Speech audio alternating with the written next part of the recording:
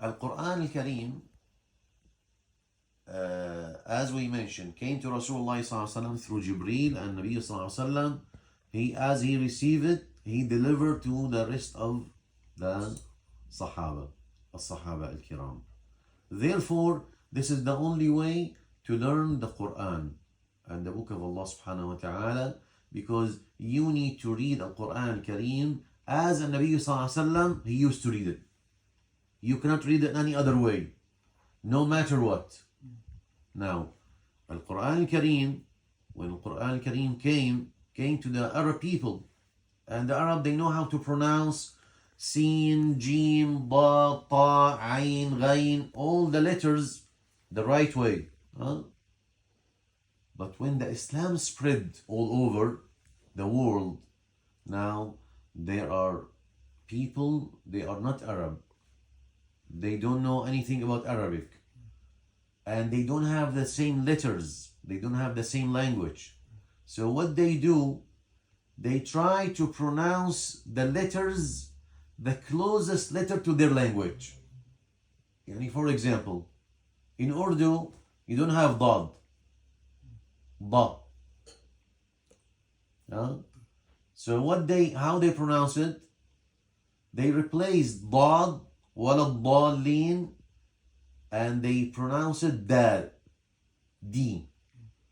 So they pronounce it Walad Dalin. And when you do it like this, you change the whole world and the whole meaning. And you replace Dad with Dal, which is you change the whole thing. And this is not Quran. When you replace the letter and you change the word, they change this word, you change the meaning, and could be sometimes give the opposite meaning. And if you give the opposite meaning, it will make a problem. Therefore, it is really, really, really, really important. No matter what, we need to learn the pronunciation of every single letter. And it's not impossible, because you know better than me, there are many scholars who came up from non-Arab country, and they used to teach the Arab people. Many. So I know it is maybe in the beginning it's a little bit hard for non-Arab, even for the Arab. If they don't learn it the right way, how I explained it in the beginning, how Nabi Sallallahu Alaihi Wasallam, he receive it and give it to the others, and they practice, it will be hard if they don't learn it the right way. But it's not hard, because if you have it clear from the first time, then you will say it clear. We have something we call it makharaj huruf. Makhraj, from where you pronounce the letter. As I mentioned, Sad, Dad, Qaf, Kaf. And these letters, people, they mix it up when they don't know how to pronounce it. Next time, inshallah, we need the board and we need to write down, because all these things you cannot give it like this way. You have to have board, you have to have something to explain. But let me give you an example. For example, if you want to know how you pronounce ba,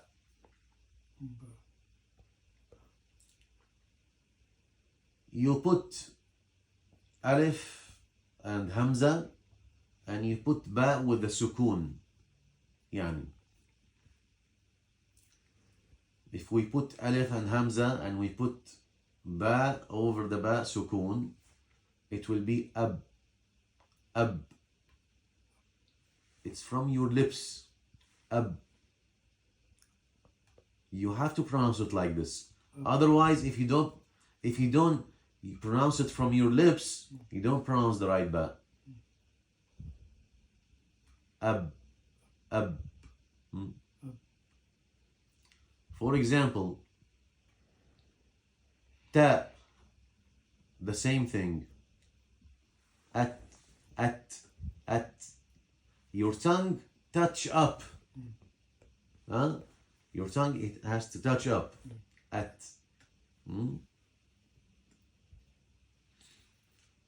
Seen, for example. As. Your teeth close and as. Huh?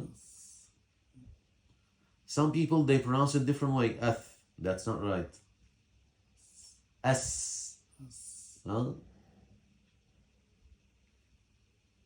So we have different exit for every single letter. Every single letter, different exit. And if you mix the exit together, then you have problem. Qaf, for example, most of the people who are non-Arab, they mix between qaf and kaf.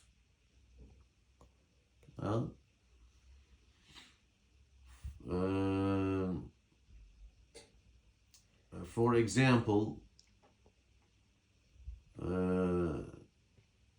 Quran.